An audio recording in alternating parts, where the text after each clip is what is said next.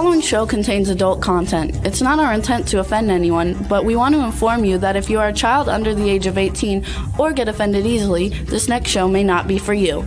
The content, opinions, and subject matter of these shows are solely the choice of your show hosts and their guests, and not those of the Entertainment Network or any affiliated stations. Any comments or inquiries should be directed to those show hosts. Thank you for listening.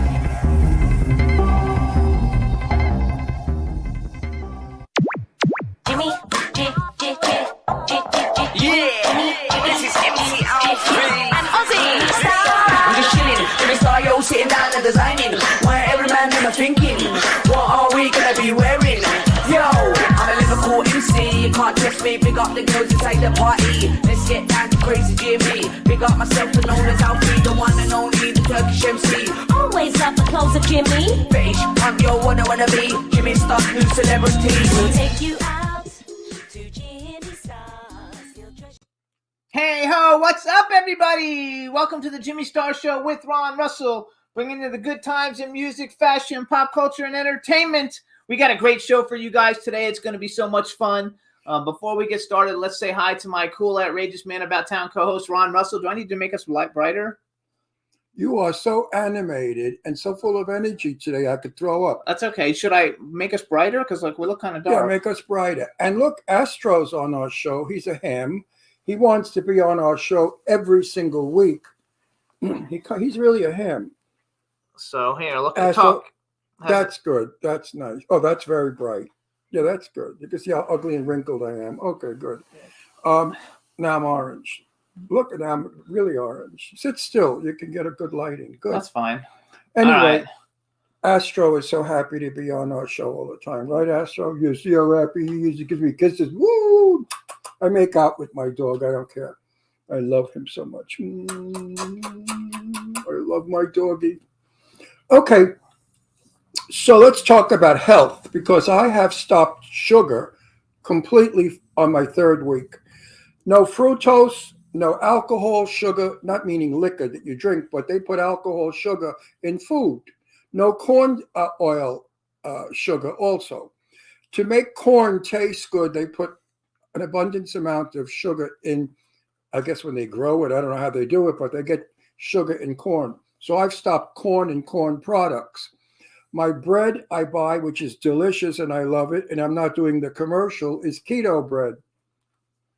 Not cheap, but really good. Toasted with some butter on it, excellent. In doing so, I have lost 14 pounds. In 2 weeks. In 2 weeks. My knees feel better, less weight on my knees.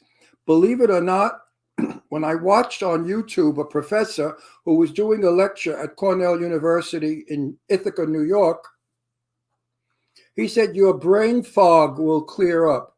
Well, I had no idea that ingesting a little sugar that I did was causing such a brain fog. Also, I began getting neuropathy in my feet and calves that was so painful. Now it's gone. So sugar is not good at my age. It's a very bad poison. Yet they put sugar in everything. I can remember when I lived in Florida, there was a restaurant that my friend owned in Boca Raton. And I said to him, boy, your customers, they love your food. They keep coming back like crazy. He said, well, I put a half a pound of butter in and tons of sugar. I said, you put sugar in your red Italian sauce? He said, yep, it tastes sweet and they love it and they come back. So that's what they do to us. They don't care about our health. They only care about selling their product or their food. So they will put sugar in everything because sugar is addictive. When you cut sugar out completely, I'm told, after a while, the taste of sugar is repugnant. You can't even deal with it. It's disgusting. And you have no carb cravings.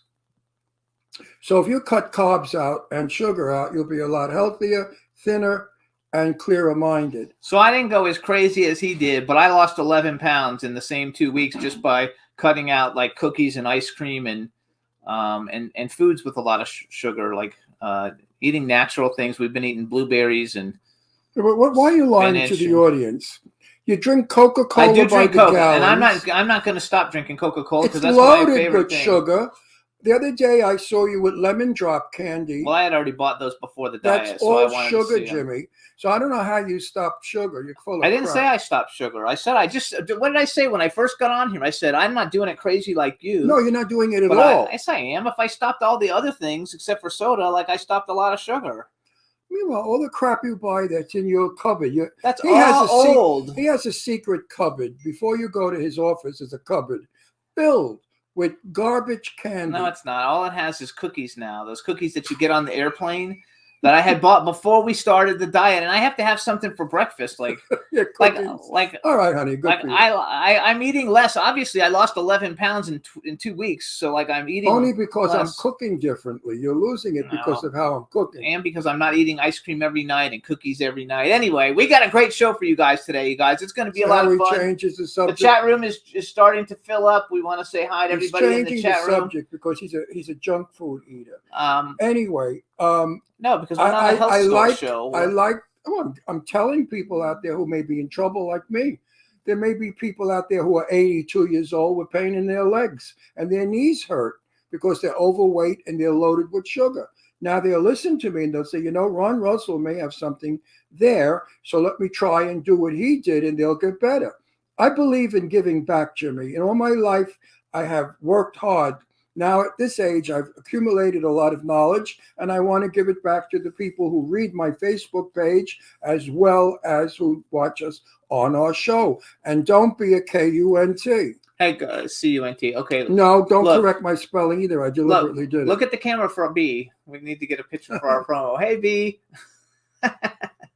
All right, everybody. So the chat room is filling up. We're going to have a great show for you guys today. First, let's say hi to people in the chat room. B. Claudia, obviously, in the chat room. Don Hinton is back. Welcome back. JB, who's Julia from Russia, is there. I know Eileen is here because she sent me a text message and so did Stefan Oh, Bell. Eileen Shapiro? Yes. Eileen, I love that post you had about having, when I wrote back that you have a tape measure in your eyes.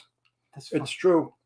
So people are joining us. We're going to have a really fun show today, you guys. We have world-renowned choreographer Vincent Patterson coming on, and then we have Galen Howard, who's a phenomenal character actor. You've seen him in all kinds of things, and so it's going to be a fun show today, and we're looking very much forward to it.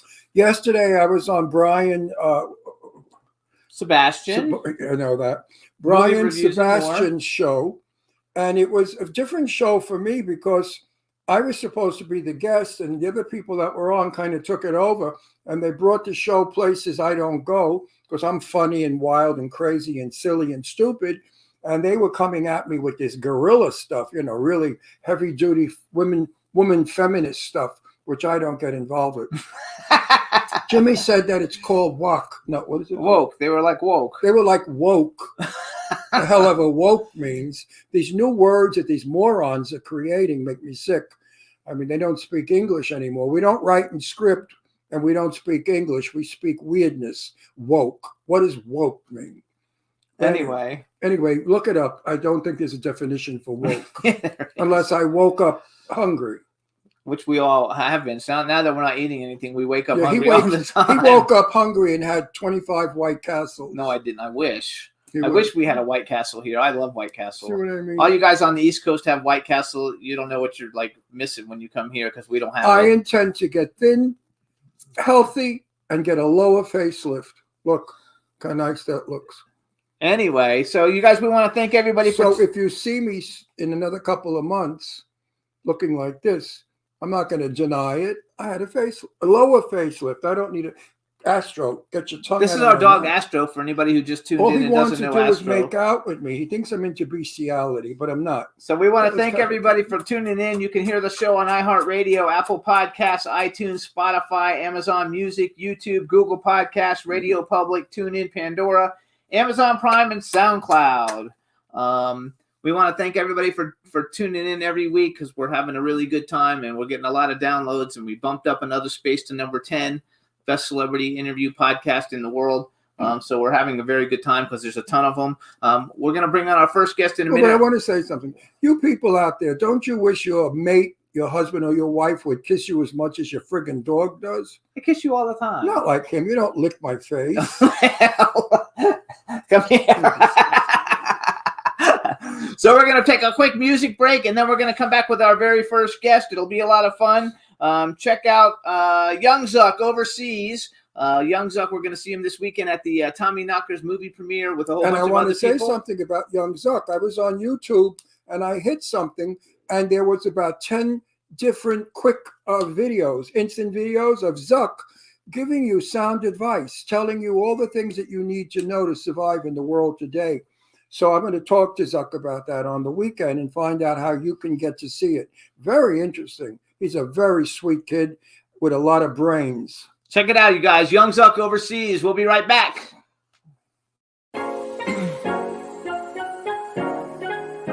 Got my drip from overseas. DJ Production. Got my drip from overseas. Got my drip from overseas. Rockin' Louis V. All white kicks when I kick it low key. Shawty bust down, slim thick in them jeans. I'm gonna take a flight and we going overseas. Got my drip from overseas. Rockin' Louis V. All white kicks when I kick it low key. Shawty bust down, slim thick in them jeans. I'm gonna take a flight and we going overseas. Got my drip from overseas. Rockin' Louis V. I got plenty money and bitches stay on me. I'm a fly turn young and I've been starting rolling. She be acting like she know me, but bitch that's the old me. Yeah. Cut you off quick, I'm so tired of that faking and capping. That bitch be all up on my dick, but I can't for no average. My new girl know that she the shit, swear to God she the baddest. We gon' pull up, drop 'em quick, tell them boys in the attic. I count on 40, 50, that bitch said she love me, she rolling with me. I been on my grind, I'ma go and get it. Catch me at the top now, posted with a plot now. Ooh, I'm so hot now, go to the money. Roll to the money, skirt off in that ghost on you dummy. Oh, so you know me, I just wanna go to the money. Roll to the money, skirt off in that ghost on you dummy. Oh, so now you know me, yeah.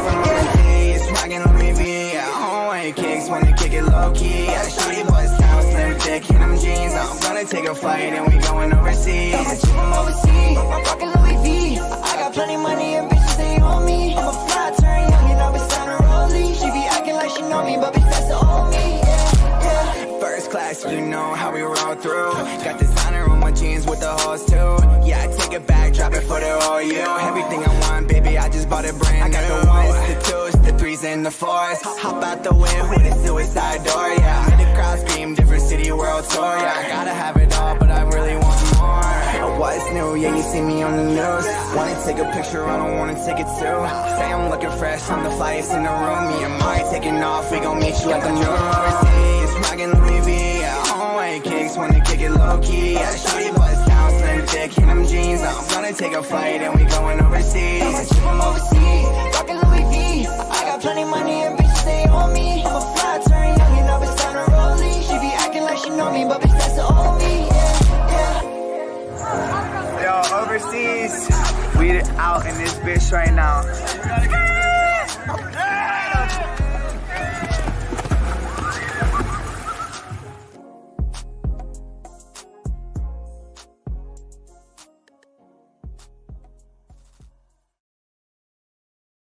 Yeah, everybody, that's Young Zuck overseas. Enjoy it. He's really talented. He's a lot of fun, and he's like the most respectful young person on the planet. He's anti-drug, anti-drinking. He's clean living. He's an inspiration for all young people today. You don't have to be a junkie or a booze addict to be cool. He shows you how to be cool and be straight. There you go. So now we're going to bring on our very first guest. His name is Vincent Patterson. Let's bring him in. Hey, how you doing? Hi, Jimmy. Hi, Ron. And hi, Astro. Hi, Astro. I'm not allowed to speak until he introduces You have to introduce you first, So now I that we can't know we say- can I hear don't, you. I don't want you to think I'm rude and I'm ignoring you when you said hi. But you know, Jimmy thinks he's a director, producer. I am. Yeah. You All are. right, here we go, everybody. We're married, in case you don't know, so So we introduce argue. me so I could say hi. Back. All right, everybody. Now we want to welcome to the Jimmy Star Show with Ron Russell, director, choreographer, author, and probably many other things, Vincent Patterson. Hello and welcome to the show. Hi, you guys. How you doing? How you doing? Fantastic. So Listen, this I is want to fun. tell you, I was just listening to the beginning of the show, and I lost 14 pounds in the past 6 weeks from dropping sugar from my diet, Ron. See, There you go. too. That sugar is for the birds. Let me tell you. I'm telling you. About 50 years ago, my friend Arlene said, sugar's bad, and we all laughed at her. Her son never had sugar in his life. Today, he's a lung specialist. doctor. So her son is super intelligent. Other kids were stupid because we were feeding them lollipops, candy bars, It So- does dull the brain. So here's what we want to do. First thing I need you to do, because Eileen can't stay the whole show, and she wants me to make sure I have you say hello to Eileen Shapiro, since she introduced us to have you on the show. So say hi to Eileen. Hi, Eileen. Hi, Eileen. Thank you for the introduction. You're so sweet. I really appreciate it. Did you ever see her? Did you ever meet her? I've never met her. We just spoke on the phone for a long time, and she invited me to a movie in a couple of weeks, but I had another conflict, She's so a I couldn't do it. Very hot-looking blonde with a pair of tits like you can't imagine. No, seriously. When she gets up and holds her tits out, they come to California. That's how big they are. She's in New York. Anyway, So hold on, wait. you have a very sexy agent there, let me tell you. Yes. No, she's not our agent. His agent. She interviewed him for, I think, Get Out, right? She interviewed you for Get Out. Yeah, she did. I think it's coming out soon. My favorite magazine. Yeah, it's a great magazine. And I'm very good pals with the owner. I think he's terrific. So hold on. Okay, so now I have two more people I need you to say hello to. The first one who just wrote in here, what a legend and an icon you are. Her name is B. Claudia, and she's in Germany. So please say hi to B. Claudia.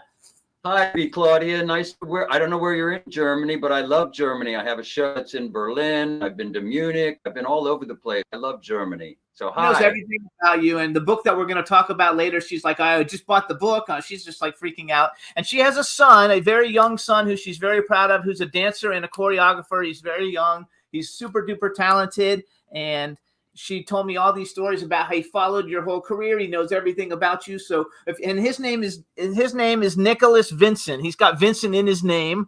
So if you could just do a shout out to Nicholas Vincent, that would like totally make their day. And we try to help them a lot because she started out, B. Claudia started out as a fan, and now she's become a great friend. So we would appreciate if you could give a shout out to Nicholas Vincent. Hey, Nicholas Vincent. Nice to see you, man. Nice to hear from you. And I hope you're doing well. I hope you're having a great day. And keep on dancing, man. Keep on dancing and follow your heart. Well, listen, love that. I could have been a very famous dancer today because when I was 16 years old, the road production of West Side Story was auditioning. And I went down and I jumped in the air and they said, next. And that was the end of my career as a chorus boy. First of all, I was 6 foot. They're lost. I was 6 They're foot. lost, Ron. Yeah, they're lost. Wait, I was 6 They're foot. lost. How many Puerto Ricans do you know that is 6'1"? But I look Puerto Rican because I had black hair, black eye, a very dark Italian. So I passed, but they looked at me and they said to me, "Have you ever had any dance training?" I said, "Yeah, I used to go to confraternity at the church on Wednesday night." I never got the job. But Jane Russell, who was my buddy of all buddies, used to always talk about the guy from Gentlemen Prefer Blondes. My God, his name just left me. The choreographer was wonderful. He taught Marilyn and Jane how to dance for Gentlemen Prefer Blondes. Jack Cole, thank you so much. Jack Cole. Jane worshipped him. She used to talk about Jack all the time. She said he had the patience of Job because the girls were tripping over each other, but he was very hard on the chorus boys. The chorus boys he was tough with, but he was very nice with Jane and Marilyn. And Jack Cole really was a great choreographer. As was Pan. What was his name? Hermes Pan. Yes, Hermes. you know. Hermes Pan, another one. Hermes Pan. Of course, you're up there with those guys. So wait, I want to do a little bragging, first of all, so people actually know who we're talking about a little bit here. So, and we're going to talk about your book. Don't worry. We got plenty of time. We'll bring everything together. So you guys, Vincent, I keep looking at and see Nicholas Vincent on here, and I'm like, I have to scratch that out so I don't screw things up. So Vincent Patterson, you guys, when I say choreographer, he's like an icon, you guys. Some of the people he's worked with, Michael Jackson, Blood on the Dance Floor. Actually, here, I'm going to read some of these things off. Did you do the choreography for Thriller? I was assistant choreographer, and I was a dancing zombie.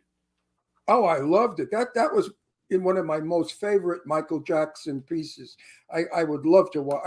I still love watching. Wait, though, you're gonna like listen to this. Okay, so you guys, Michael Jackson, Blood on the Dance Floor. He was lots of movies he's done choreography for: Evita, The Birdcage, Angus, Hook, Madonna, Truth or Dare, Havana, Madonna, Blondie Ambition Japanese tour in the 1990, The Mighty Quinn, Moonwalker, Michael Jackson music video, Mannequin the movie, which we'd love that movie. South Pacific 2001. He also did the choreography for the Bjork movie Dancer in the Dark. He did the MGM documentary When the Lion Roars in 1992. He was a Tony nominee in the 47th annual Tony Awards for 1993. He's in the Weird Al Eat It music video. Did you also choreograph it? I didn't know, but I kind of staged it, but I didn't choreograph it really. But I was the only one from Beat It. I was the gang leader in Michael Jackson's Beat It, and they called me to ask if I would be in Eat It for Weird Al, and I said, absolutely. You also did Michael Jackson's Will You Be There? Smooth Criminal, which I think is next to Beat It. I mean, next to Thriller is probably like his best music video. I think Smooth Criminal is like phenomenal. The Way You Make Me Feel, Van Halen's Hot for Teacher. So you've done all kinds of things. So tell us a little bit about, first of all, how did you become, and you're also a director. So some of these things you directed? Yes. I directed a lot of those things. I directed some videos for Michael Jackson. I directed the Blonde Ambition tour for Madonna, and which was so much fun. And we changed the face of pop tours. You know, we changed it from just people coming out and performing and singing to all of a sudden more theatrical with dancers and changing sets and changing costumes and all of that. And yes, I've done a lot of directing as well. And I've directed a lot in Europe, and I'm getting ready to direct another big project in Europe. So yeah, I do it all. So how have you directed a lot of Broadway? I haven't directed Broadway, but I was nominated for a Tony for choreographing Kid the Spider Woman with Chita Rivera. Oh, I love Cheetah. Oh my God, yeah. my favorite one. Isn't she Love wonderful? Cheetah. She Yes. is the kindest, most beautiful woman in the world. I adore Cheetah Rivera. She is so sweet and such a hard worker and so adorable and never A good complains. dancer. She was really some hell of an energetic dancer. She could Oh, kick yeah. nobody. Oh, I Oh, love yeah. Cheetah. Cheetah's one of my favorites. So how did you get into the whole thing? Because someplace I read it online that and maybe it was just for a dancer. Like it said that you started late in life, which I don't know how old late in life is. It can't be that old because you were like doing it young. But like, how did you decide? Did you wake up and say, "Hey, I'm going to be, the world's greatest choreographer"? How did that all come about? I wish it was that easy.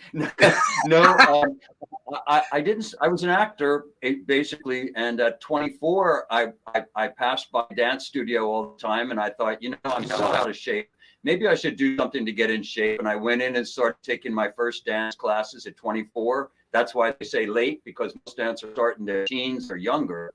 But I just got addicted. I absolutely loved the dance. I was living in Tucson, Arizona, and I moved out to California after 4 years of beginning to dance, learning how to dance. And I thought, I really want to see if I can do this, and worked my butt off, auditioning, taking class and everything. And finally got some great jobs. I toured the world with Shirley MacLaine. I was Barbara Mandrell's dance partner on her series for 2 years. And then I got like these music videos like Beat It and Thriller. And from that, crazy people like Van Halen and all, they started to call me up and say, hey, we want dancing in art. Can you come and teach us how to do some dancing? And so I did. I did Hot for Teacher, which was the beginning of the crotch grab. Was the first time I did that moment. And the thing I love about that Hot for Teacher was I seem to always be. Froze. Oh no, we froze. They think it's too sexy. But Tipper Gore had gone in front of the, government council for vulgarity or something. Yeah, and highlighted Hot for Teacher as one of the most vulgar and disrespectful videos and that should not be shown to children. But I even have a better one. When I did the Blonde Ambition tour, I think it was Pope Paul, he came out and said, with the Blonde Ambition tour, Satan has been re-released in the world. And I thought, oh my God, I did that? You made it. No, and you know what? And you know what? He was so upset by it that he told his 19-year-old boyfriend that night how upset he was. His 19-year-old lover. But anyway, I had a wonderful friend in New York who I loved, Pasquale. Did you know Pasquale, the choreographer? No. Pasquale did a lot of Broadway, and he was just sensational. And I remember him saying to me, Ron, I worked so hard that my feet bled. Did your feet ever bleed? Yeah. Oh, sure. Oh, absolutely. Oh, my God. Now I'm suffering. I mean, I've always been very healthy, but I'm getting up there, and all those years of dancing, the bones start to go, and it's, all my organs are great, but the bones really have paid a price. So I know that they wanted me to dance at the Met Ballet, but they wanted me to do Nijinsky's The Faun. Yeah. And I said, I can't commit because I'm very busy. I'm 82 years old, And they said, would you like to dance The Faun? I said, well, maybe. So wait, I have a question. So I've met Madonna once, and she was super nice when I met her. I was like backstage at a concert that she was in, and it was really weird. I was in Florida, and there's some criminal guy who I had been hanging out with. I didn't know he was a criminal at the time, but he knew how to get in places. So we got to go in, and I sat down next to George Lucas and Rosie O'Donnell. It was just a blast. I had a blast, and she was super cool. So how was it working, with Madonna? I mean, that was when Madonna was like Madonna. Yeah. Like at her height of her career. Well, it was so exciting because, I did a real controversial Pepsi commercial with her. And then I did the video Express Yourself with her. And then I choreographed and directed the Blonde Ambition tour with her. And I did her appearance on the Academy Awards, where she sang Sooner or Later, looking so gorgeously sexy like Marilyn Monroe. And I created that the Vogue version of the Marie Antoinette version of Vogue that she did on the MTV show. And I did Evita. So I got to work with her for the movie Evita. So, 10 years, I guess, we worked back and forth together. She was very confident and comfortable with you. Yeah, she and you know what? Just like you said, Jimmy, it was when she was really at the height. And when people are there, they want to listen, because they want to do their best. And it's before all the years after when they think they know everything, So I was very fortunate to work with her at an incredible time in her career and in my career. And, unlike Michael Jackson, when Michael Jackson would hire you to do something, he would just give you free rein and just say, go ahead and do it. The funny thing about Madonna was she always questioned everything. So, you'd say, okay, I have this idea. Well, I don't know if that's a good idea. Why don't you show me? And then you have to show her. And then you know why she did that? Because she was Italian. Yeah, he'd probably do that too. Italians are suspicious of everything. What did you think of Madonna's Vogue? The choreography? Well, I worked on Vogue for her. I worked on it. The first day I went to work on the Blonde Ambition tour, two of the Vogue dancers had put movement together, and they were getting ready to shoot the next day, the video. And I needed to take that movement and make it into a dance. So that's what I did for them. And they shot it the next day. And then we did another version of it when I did the Blonde Ambition tour. And then the third version of it when I did, dressed her as Marie Antoinette. So I thought she did an incredible thing bringing Vogue to the masses. I think Vogue is Madonna's best work as far as I'm concerned. I hear it now when I get up and dance. I mean, it is such a beat, and her voice and the lyrics. It's a first class, 100% wonderful video. Ron used to have a show called Set the Record Straight, and he's basically like a Turner Classic Movies icon. And so when it talks about Greta Garbo and Monroe and all those different people, like he's met like half of them. Except for Marilyn Monroe. You didn't meet Marilyn Monroe. No, Marilyn, I was too young. Yeah, but he's met a whole bunch of them because Jane Russell was his best friend, and so he's met also. He loves the whole everything about it. And we have a friend, a very good friend. Well, what does that got to do with Madonna? It's her. What do you mean? What's it got to do with it? It's her song. That's the song. Oh, right. All the names in the song. Vogue. Oh, now I. And we have a very good friend. We have a very good friend named Leon who we're going to be working on a movie with, and he's actually the main character in the Madonna "Like a Prayer" video. black guy. Leon. I love Leon. And he's a really cool. One of our favorite people. Yeah, he's super Oh. cool. So I think that's really cool. Just I think in general, what you've been able to accomplish is really cool. And then another like 6 degrees of separation. So, you know, Eileen and I have a PR company called World Star PR, and one of our clients is Howard Bloom, who was the publicist to the Stars, and he was Michael Jackson's publicist for like 20 or 30 years or something. Wow. Wow. Would you have liked to have worked with Angela Lansbury on MAME?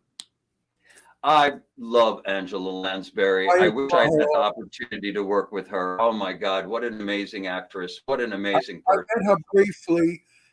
She was the most charming. In 1 minute that I met her, she held my hand and just was so elegant and ladylike and charming and warm. I fainted. I was so, you know, I've met them all. So, you know, movie stars don't knock me over. But Angela Lansbury did. She was just amazing. the most charming woman you ever want to meet. In the chat room, Well, you know go ahead. Betty Davis. I got to meet Betty Davis, and I was Betty Davis. You know, I guess you may know this, but she had always spoken to the Academy for us to get an Oscar for hair and makeup people, because she always believed that hair and makeup people were the geniuses on the sets. And since the Academy didn't do a show, she would every once in a while put up an award show just for hair and makeup people. And I was fortunate enough one year to not only dance on the show, but I was chosen by the choreographer. I was a lot younger. I was chosen by the choreographer to be Betty Davis's personal escort back and forth to the stage, to her dressing room. So she would invite me in and have me sit down, have a cup of coffee with her. And she was so funny, just smoking those one cigarette after the next and smoking. And she'd say, like, tell me about yourself. Tell me about yourself, you know. And I'd talk about my things, and she'd say, "You're such a good boy. You're such a good boy." I was at a party at her apartment over on Havenhurst, and I was watching her, and she was smoking. She inhaled a cigarette and drank her drink. And I had to say, Betty, how do you do that? How do you swallow your liquor with the smoke? And she said, it ain't easy. When I first went to her apartment on Havenhurst, she lived at the Colony, and it was her apartment was 4th floor, 4F. So my sense of humor and hers is the same. And when I went in, I said, Betty, what an apropos apartment number, 4F. And she said, yes, 4 fucks. She was dirty mouth. She was far from the lady she was on the screen. She loved a dirty joke. We were my friend of mine, Tristan Rogers, a soap opera star, had a long talk with her about a dildo. I mean, Betty Davis was really so far from that hootie tootie broad from Maine. You know, she was just a down to earth broad. She liked to drink, smoke, and have fun, and she loved the boys. She loved the gay boys. I mean, I loved Betty. Betty and I had a lot of fun together. Oh, wow. I wish I had known her better. But you know, most of the guests at her party would roll their eyes when I would speak to her because they would think, oh, she's going to throw him out. But she liked that because Betty and I we're frank. I'm very frank. I'm from Brooklyn. I tell it like it is. That's what Betty liked. We went to La Moustache with Gallo, the producer, and we were doing something for lunch in California, in LA. La Moustache was a restaurant. And she had a sailor hat like that, and big sunglasses and no lipstick. Well, we had lunch. Nobody knew who she was. Suddenly, she got out the tube of lipstick, and I'll never forget how she puts a lipstick on. And it was funny. And she turned around and she said, more coffee, please, with that Betty. Well, all the queens jumped up screaming. Oh my God, they ran over to her and they said, oh, Miss Davis, I love you. I adore you. I worship you. You know what she said? Of course you do. Of course you do. Of course you do. And I almost choked on my coffee and I busted her balls about that until she died. Whenever I had an opportunity, I said, but of course you do. But of course you do. She had a hell of a sense of humor. So I missed that broad. So first of all, the chat room, they're also making sure I bring out the fact that you've also choreographed opera, which I didn't know that. I didn't see that where I was Manon. I don't know how you pronounce it. Mignon. Manon. Manon. Okay, so they wanted to make sure that I bring that out so everybody knows you've also done opera. Do you have a thing that you like doing the best out of all the different types of things, between music videos and movies and operas? Is there something that you enjoy more than the other? Or are they all kind of the same? No, I think most I like directing musicals. I think that's my favorite thing. I directed musical Cabaret. It was the first original production in Berlin. I did it in 2004, and it's still running now every single summer. So that's very exciting. And then I directed the musical The Vita in Vienna 4 years ago, just before the pandemic. And that went really, really well. It was supposed to run for 2 months and ran for 9 months. So I love doing that. And I'm getting ready to do a new original one that I can't really say the name about right now, but I think I like that best. I like directing and choreographing musicals. I would agree with that. What did you think of Sid Charisse? I loved Sid Charisse, and I got to meet Sid Charisse. I never met her. I'm jealous. Oh my God! I was at the Monaco Dance Forum. I was invited to speak there, and Sid Charisse was there, and they asked me if I would escort her to a lunch. So she and I picked her up, and I took her to a luncheon, and we sat together. She was such a lady, and I told her that when I first began to choreograph, the way I taught myself was watching the dance that she did with Fred Astaire to Dancing in the Dark out in the park that Hermes Pan did. And when she heard that story, she was so surprised, and she said, "Oh my gosh, I can't believe that. What a lady, what a sweetheart. Oh my gosh, what a sweetheart. And what a beautiful dancer." Yes, I never met her. And had I met her, I would have said to her, "You have the most magnificent legs of any human being in the earth." Those legs were sculpted and long. And could she dance? My favorite number is with she and Fred Astaire in the Chinese number. Oh shit! That wonderful. Girl Hunt. No, in the Chinese. movie, she was in a green, emerald green, nothing, with her legs kicking in the air, dancing with Fred Astaire, and he was a gangster. I think it's Girl Hunt. I think the piece is called Girl Hunt. Oh, the piece is called Girl Hunt. Yeah, that is my favorite. That piece that she did was fabulous. I mean, oh my God, what a dancer! Yeah. What did you think of Shirley MacLaine? Shirley, I know. What did you think of Shirley? Well, I had a little rough time with Shirley, but she was my heroine, I should say, for years and years and years. I loved everything. I still love every piece of acting she's ever done, and I think she's one of the most amazing actresses that ever existed.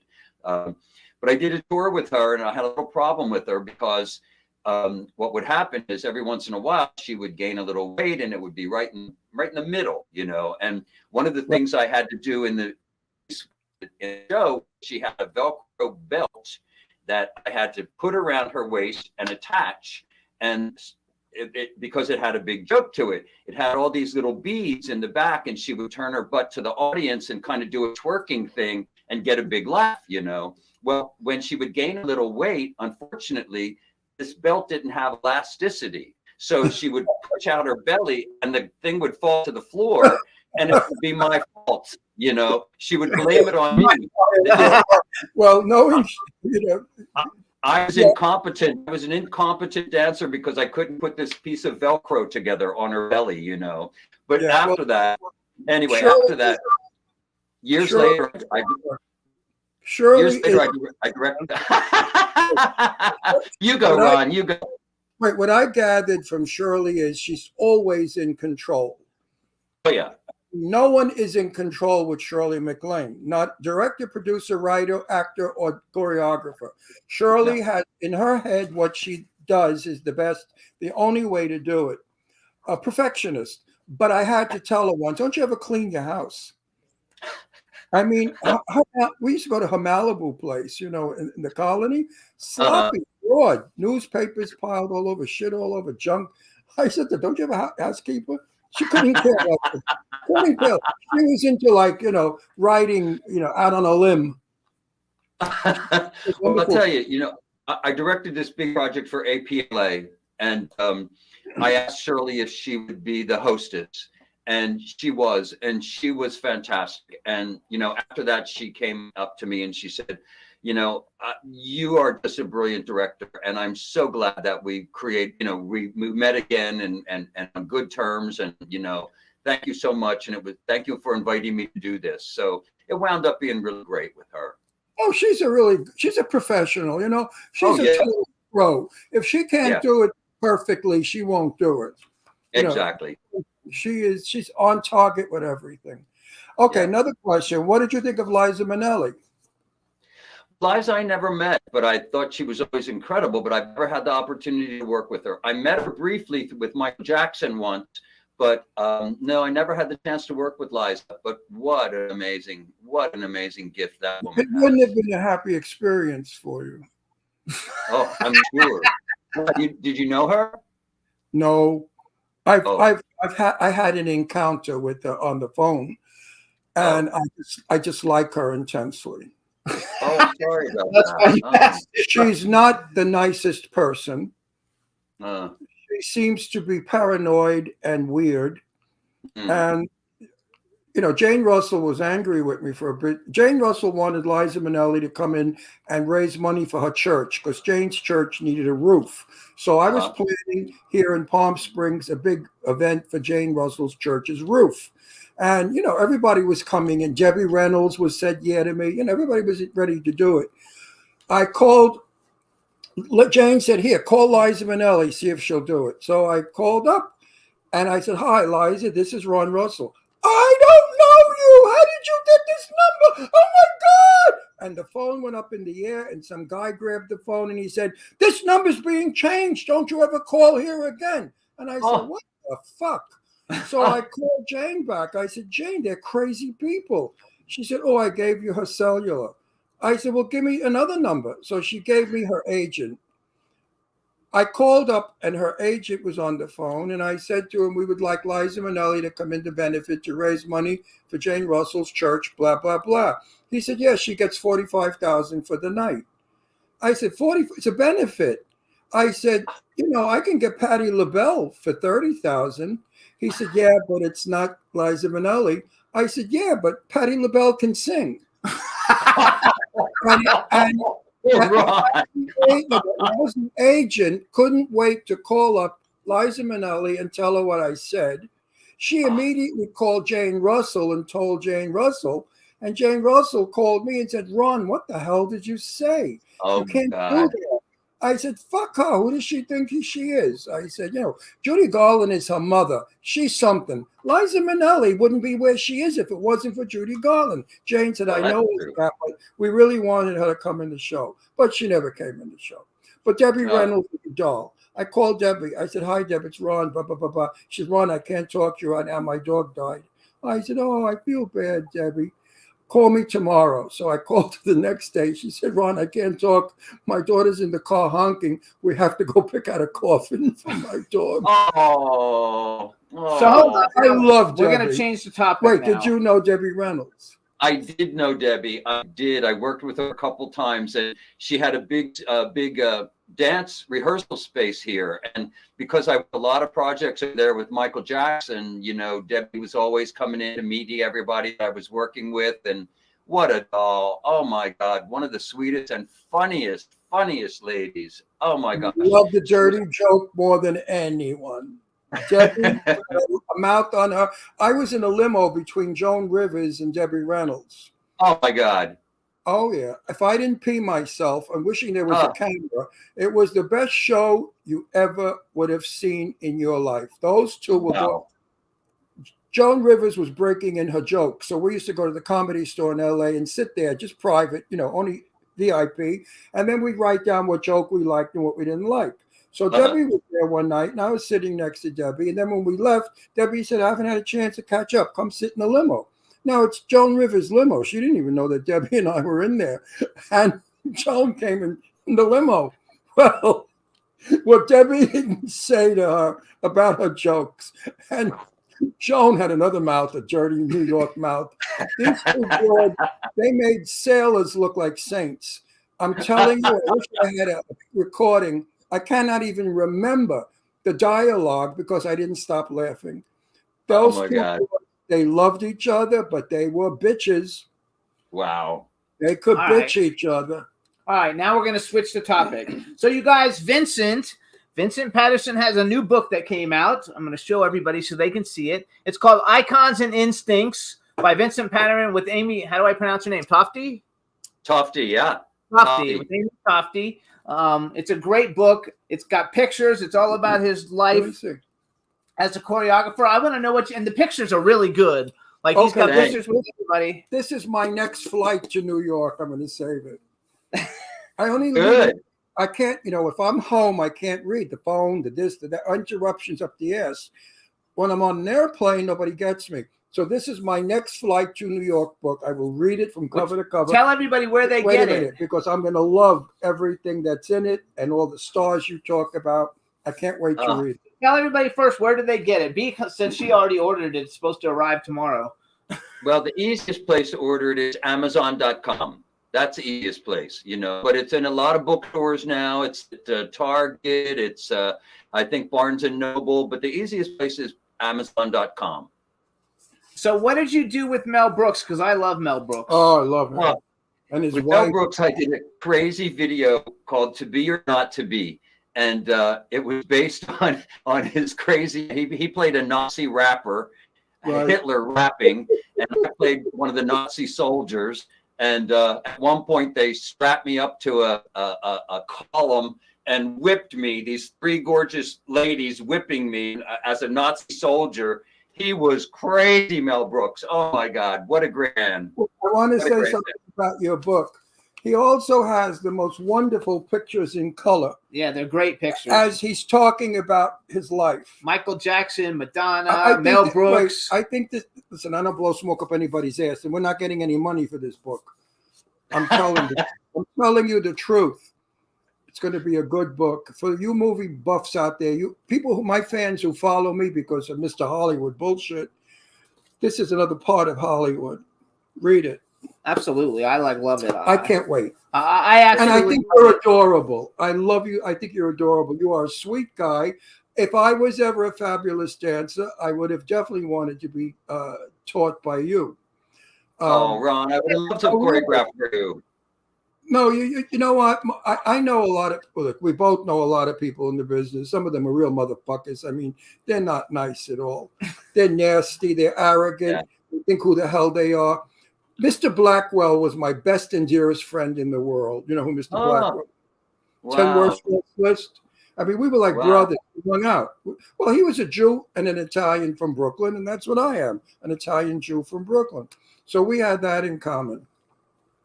He would talk about, like Sidney Gullaroff, who's a wonderful guy, and the other one who's big. But he gave me such dirt about when I was little. I was about 8 years old, so I didn't know these people. But he would tell me who in the business, who was screwing who was gay. He told me that he had a three-way with Cary Grant and Randolph Scott. So I remember when he told me that, I said, it should have only happened to me. To have a three-way with Cary Grant and Randolph Scott. Oh my God. Anyway, his book is From Rags to Bitches. Everybody go get that. Somewhere you can find it. Very interesting. So I'm going to go back. What did you do with Paul McCartney? Paul McCartney, I did a video out in the desert in Arizona. It was called Stranglehold, and what a nice guy. I got to work with three of the Beatles, actually. I worked with Paul, and I worked with Ringo Starr doing an Oldsmobile commercial. I worked with George Harrison doing another crazy video. And, you know, when I was growing up, these guys were my heroes. The Beatles, I just couldn't get enough of the Beatles. I thought every song that they wrote that they knew who I was or something. You know, the lyrics just felt so personal to me. So to get to work with three of them, oh my God, I was ecstatic. Yeah, absolutely great time. There's a great picture in the book, you guys, too, of Vincent as one of the like zombies in the Thriller video with Michael Jackson. He like, how mentioned cool that is that? before, that he was Like, the that's one. just freaking awesome. So, okay, so let's ask you because you've worked with, I mean, most people that come on here have had like maybe like they're lucky and they've gotten to do one cool, really, really cool, like awesome movie or awesome something. Here, you know, you've got, you know, because I don't know. I think most I don't think many people would disagree that Madonna and Michael Jackson are two of the biggest pop stars in the history of pop music. Yeah, yet if you ask young people today if they know who Madonna is, they say, huh? Well, some of them. It's so Well, sad. Our demographic, everybody knows Yeah, Madonna. I know, but you ask So- the kids at 8, 16, and 17 who Michael. Oh, look at just yesterday. Somebody was on the show I was on. I was on Brian's show, and somebody said, my kid just found out that Michael Jackson was black. I mean, where the fuck are these people? You don't know that Michael Jackson is black? I mean, what rock do they live under? I know. So here's I know. my question. Because you've worked with the biggest people. Bucket list, is there like an artist or a... Oh, wait, I didn't go to. Do you have a wife, a husband, a boyfriend, Husband. a girlfriend? Oh, how many? Husband. This Married. is my. Look what I married. The cat dragged in. How many years are you married, Vinny? We've been January will be 9, but we've been together for 15. So he's a musician and a photographer from Montreal, Canada. And the funny thing was he moved down, and we weren't planning on getting married, but I couldn't get him a visa any other way. So we said, well, what the hell? Let's get married. And it was so funny. We got married, and we had 50 friends and family here, and it changed our relationship so beautifully. And the commitment, and I'm just so happy that gay marriage exists here in California, and I wish it would be just everywhere, and people would stop fucking hassling us and let us just live our lives. You get hassled for it? I don't. No, he's talking about we used to. I'm talking about in general. I'm just talking about. When I first met Jimmy, of course wanted to make love, and I said to him, no way. I said, I'm not going to be a backstreet boy.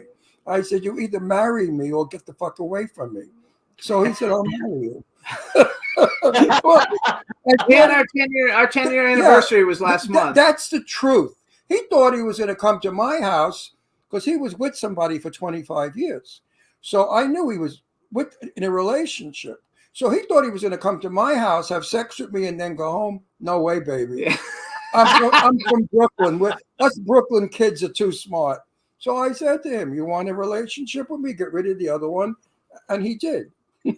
So wait, going back to my question though, bucket list. Like, is there a certain artist that you're like, oh my God, I really wish I had an opportunity to work with this person, and who would that person be? Gaga.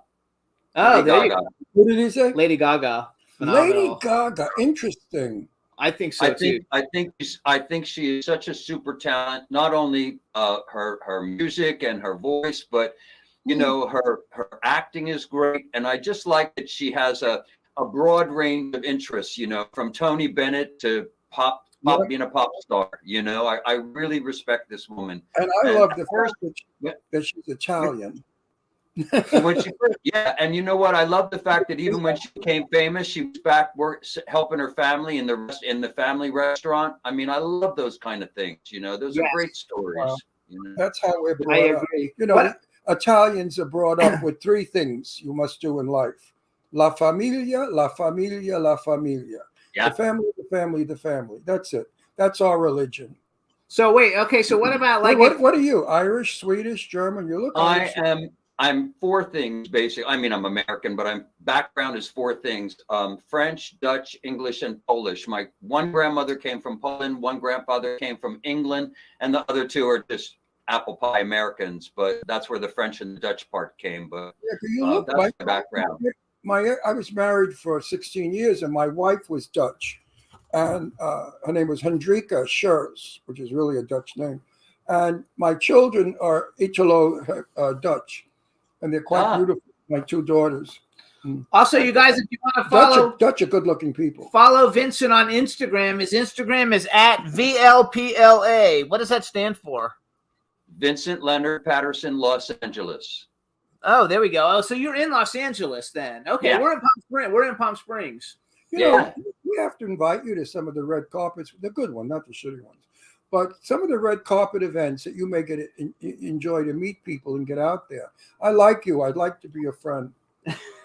Cool. Great. Also, if I come to Palm Springs, I'd like to meet you guys in person. If I come out to I Palm don't offer Springs. my friendship to all I don't offer my friendship to all guests, trust me. But I'd like to meet you one day too. I think you're a sweet guy and pleasant. Ron. And you have a very positive outlook. And you are music and dance, and that is something that I've always wanted to be.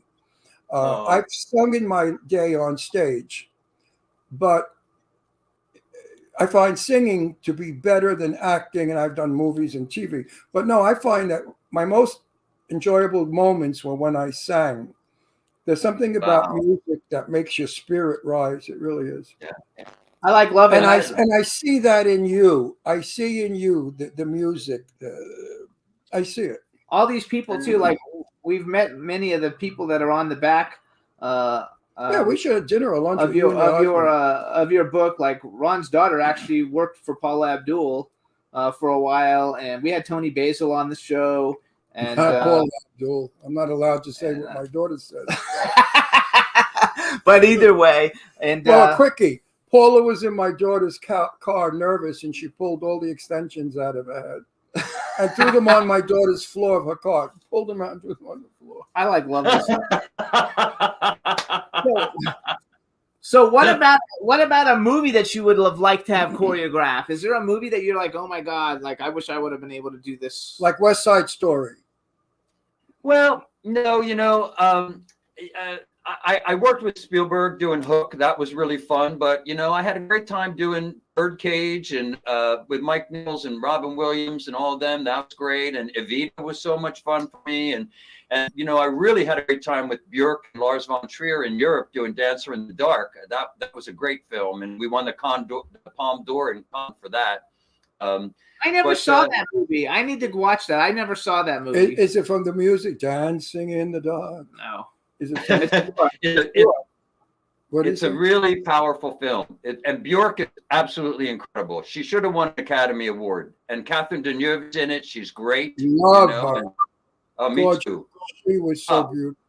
What a woman. What a woman. And what a sweetheart. I'm telling you, when we made this film, it was so funny. We'd be rehearsing and Lars von Trier would come in with some schnapps and he'd say, come on, everybody, let's go sit outside on the lawn and all have some schnapps. So, there we would be in rehearsals and then sitting out there with Catherine and Björk and Lars and Joel Grey and sitting and having a schnapps and talking and then go back in and rehearse. It was great. It was great. Well, I knew Burt Reynolds really well because, Burt Reynolds was a buddy of our clique. And I said to Burt one day, what was it like working with Catherine Deneuve? And he said, Ron, she was probably one of the women I could have fallen madly in love with out of all the actresses I worked with, but she wasn't interested. They did have sex, I think he said, but she wasn't interested in Burt Reynolds any further than what it was. And he said he could have fallen in love with her. Wow. Well, my husband and I the other night watched Repulsion. Did you ever see that with Catherine Deneuve when she was young? It was a Roman Polanski film, like horror film, Repulsion. I've never seen it. Yeah. Oh, she's so beautiful. I forgot how beautiful she was as a young woman. Beautiful. My God. She and Verna Lisi looked alike. Yeah. And two of them were magnificent looking. Yeah. I mean, Verna Lisi was drop dead, and so is Catherine. I mean, there are some women who are Grace Kelly. There are certain, I've never met Grace Kelly or Audrey Hepburn, and Blackwell knew them well. And I would pump Blackwell to get stories out of them. And I said, I would have loved to have met Grace Kelly. Oh my God, I adored her as a young fella. And he said, you know what? She was nothing like what she portrayed. He said, she'd bang the gas station attendant if he was cute. But Audrey Hepburn, he said, what you saw on the screen is what you got in person. Did you ever meet either of them? I mean, you're too young. Yeah. I met Elizabeth Taylor, though, again through Michael Jackson. I met Elizabeth Taylor through Michael Jackson. Oh, Elizabeth Taylor. I worked for her. What do you think of her? I founded Have a Heart years ago, which was a benefit for AIDS, and it was a drag review of all drag queens that sung live, and we raised money for Elizabeth. Now, Elizabeth was with Amfar, and she told me the president was making $100,000 a year, and she was leaving, and she was forming her own, which was the Elizabeth Taylor Foundation for AIDS Research. So I then got the troupe to donate all our money to Elizabeth Taylor's fund. And that's how come I was able to be at affairs and stuff with her. Tiny little thing and silly, very naive. I found this, a woman that was so sophisticated and worldly to be so childlike and naive. And she giggled. Her laugh was a giggle. She giggled. But I saw her here in Palm Springs for the last time. She was in a wheelchair. She was deathly ill. Didn't even look like her. And they were giving her an award. And they shut the lights. The theater was dark. When the lights came up, she was standing by the mic. Then, before she left, the theater went dark. They put her in the wheelchair and took her away. And I thought that was a good way of doing it. Yeah. But yes, I did like Elizabeth Taylor, and never call her Liz. She did not like called Liz at all. Yeah. Well, I want to know. She would correct you. Because so Mannequin, I think, is one of like the greatest like 80s movies. Kim It was a Cattrall, fantasy. Andrew McCarthy. Like, how was Fun. it working on that? And how were they? Like, I met Andrew McCarthy once. They were both fun. Kim Cattrall and Andrew, they were great. I had a great time. And I'm from Philadelphia, so we shot it at Wanamaker's in Philadelphia. So it was like going back home, you know, and it was, we had such a good time. And, you know, they were really young. We were all really young, and we just, you know, hung out and, you know, had some drinks after we would shoot, and they'd come to my hotel room and I'd hang out with me, and I'd go to their hotel room, different ones, and hang out with them. And we had a great time. In fact, I remember one time with Andrew, the Academy Awards were coming on. So he came to my hotel, and what we did, we put plastic over the television set, and we had a bucket of water balloons, and we put plastic on the floor. And when we hated what happened, we threw a water balloon at the TV. That's so much fun. Actually, we lived in Doylestown for 5 years before we moved here. So I love Pennsylvania. It's such a beautiful terrain. But I want to tell our audience something. You hear Vincent and I and Jimmy speaking about celebrities. The sad part of our business is it's a moment only. We meet them, we work with them, and then never see them again. And that's the sad part. No, but that's a sad part of our business.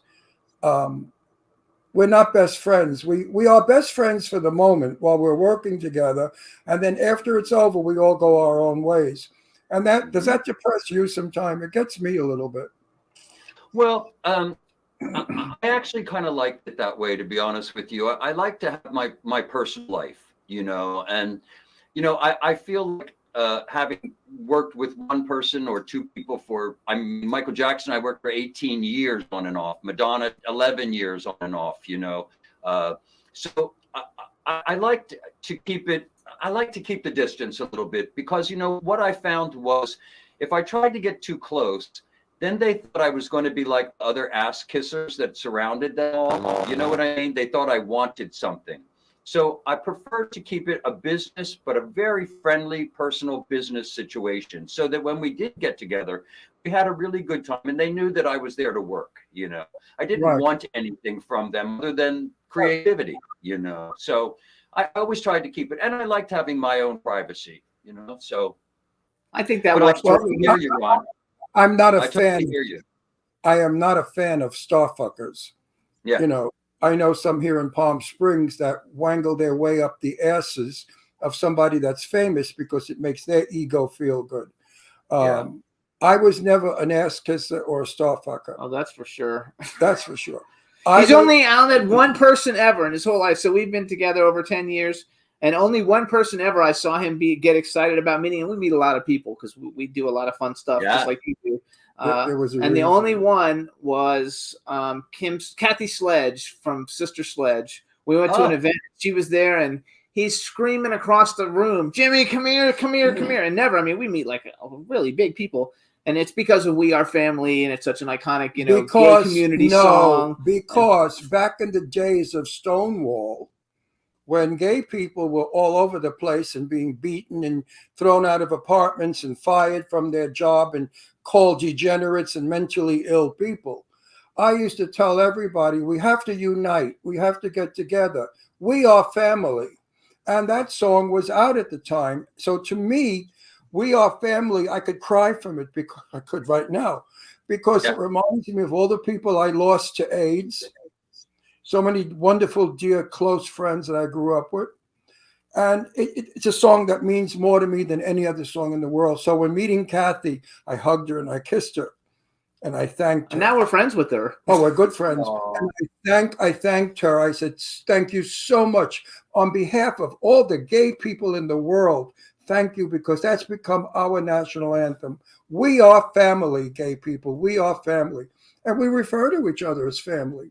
If I meet somebody, a gay woman, I'll say, you know, you have a husband? She'll say, oh, no, Ron, we're family. And I love that. Very I happy. love that song. You know, I suggested that song to Mike Nichols to use as the closing song of Birdcage, the movie Birdcage, because I love that song so much. So I'm right there with you, Ron. Oh, that's awesome. It has such a meaning. What a great movie that is, and let me too. tell you something about Kathy Sledge. The Sledge sisters, I've met them all, except not the one that died. I didn't meet her. Those girls are the most perfect human beings. They were raised by a religious mother who taught them all the right things. Manners and about being morals. about being equal to the white people, about being decent black people, about being God-loving women. I love them. The Sledge sisters are fabulous. Absolutely. We worked with Kathy, and we worked with who's the other one? Oh my, that's so funny. I can't think of her name. She's been on the show a bunch of times. Now you threw me. Yeah, I messed up. But anyway, hold on. Let's go back because we're almost out of time. Yeah, and the other one is my favorite that you can't remember. Kim Sledge. Kim Sledge. We did an Have event. you ever met the Sledge sisters? No, I've never met them. Never. Oh, if you do, it'll be a great pleasure for you. They're just lovely. Great.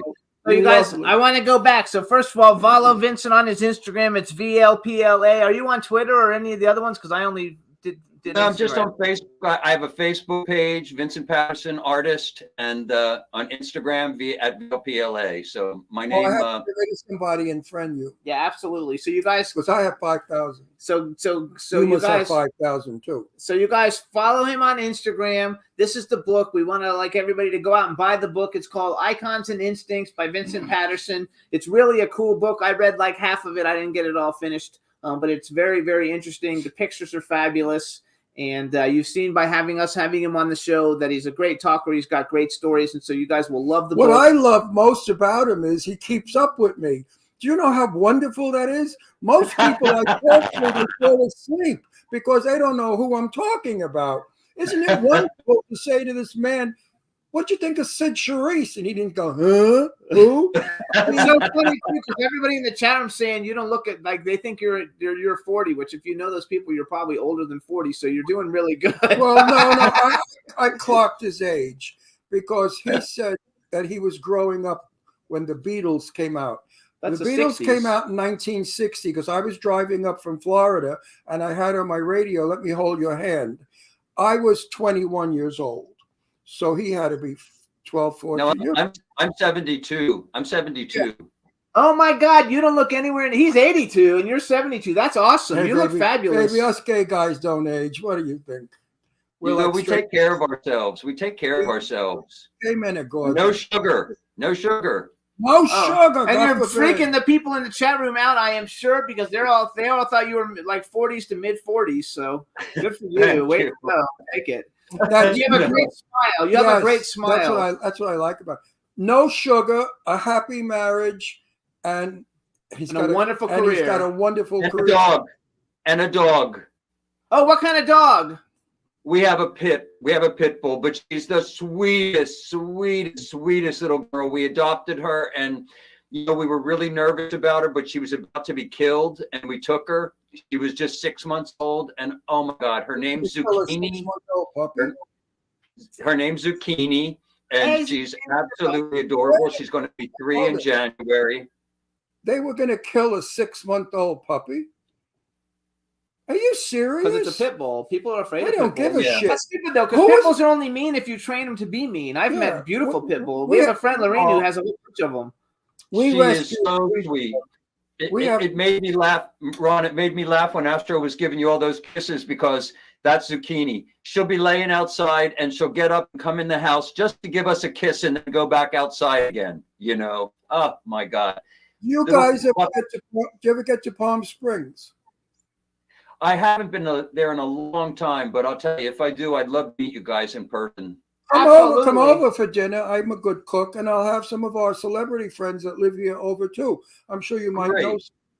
Do you know Great. Ruta Lee? You know Ruta Lee? I know who she is, but I never met her. But I know who she is, Ruta. Yeah. She's wonderful. She is another fabulous actress. You know, Does fun- she still have that red hair? Yes. her hairdo is the same. She looks the Ah. same. I told her, I said, Ruta, you know, I see you on Hogan's Hero when you're young, you know, the repeats. And that broad hasn't changed. And her personality is still explosive and funny and wild. I love it. Wow. Also, B. Claudia and Nicholas are both there. Everybody in the chat room saying they loved you and enjoyed you. But I think he's a B. swell Claudia guy, really too. said thank you for the shout out. So I they love think you. I'd like to meet Oh. you. Now, Absolutely. Jimmy and I have friends in the business that we like. A lot we don't like too, you know.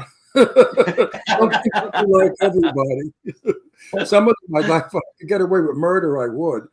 I mean, you've met some of those bitches in your life too.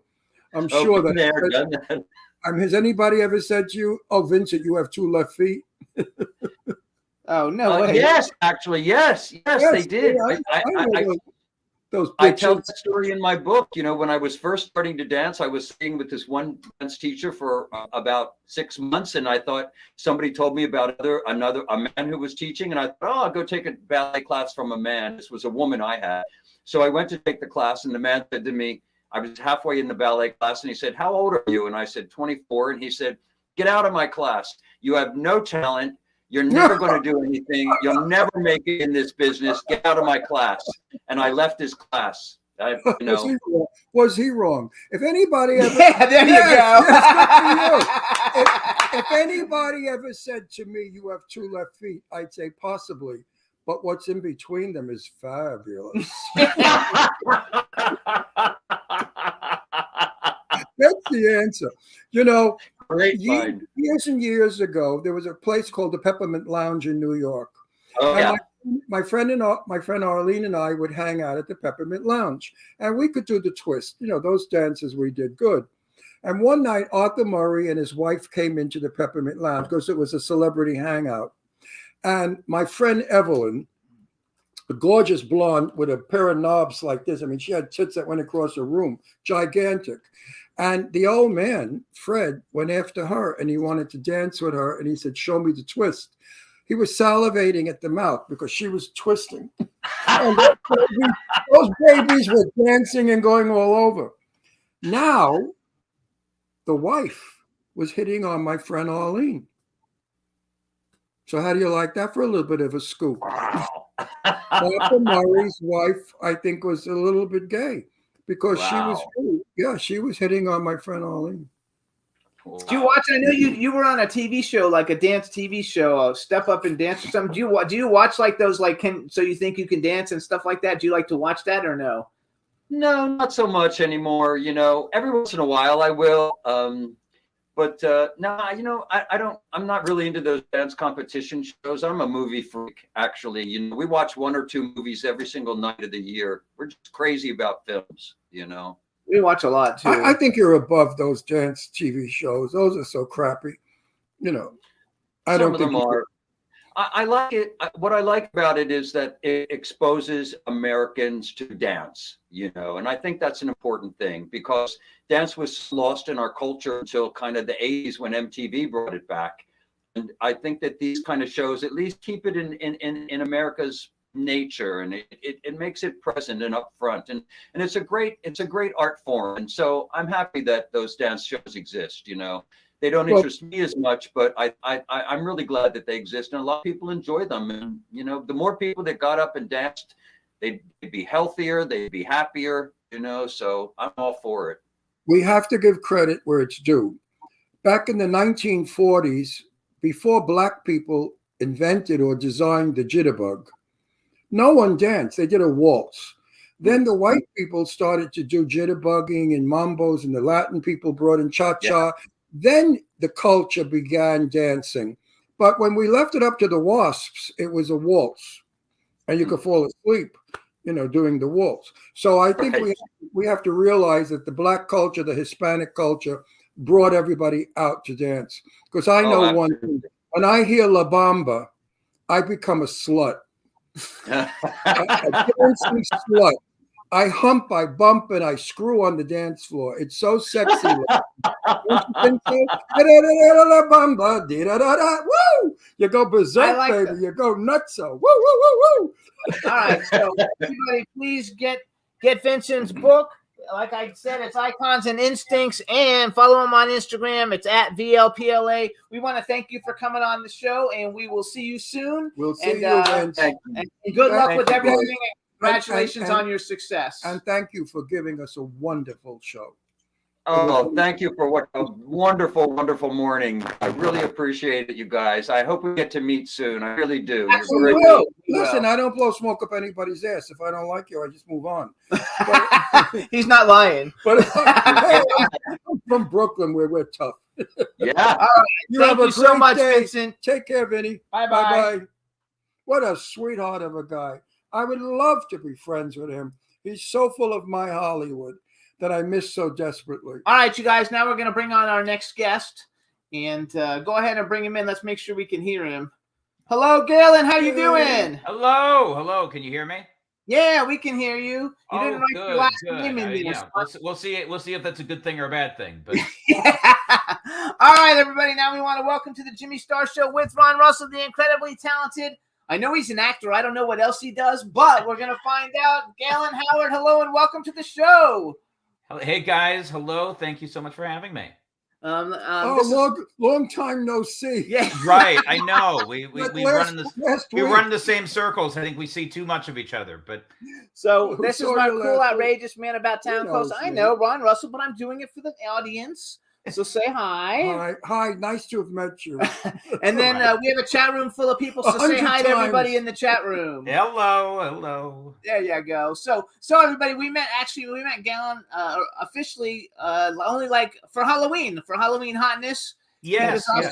He was also at That's a Rap premiere, Marcel's Waltz movie last week. Right. And we met him at Halloween Hotness, and he was with James Duvall and Ozzy Capri. Yes. who's, in our Clown Motel movies with us. He's a really cool guy. So welcome to the show. We're happy to have you. And how's life? Everything good?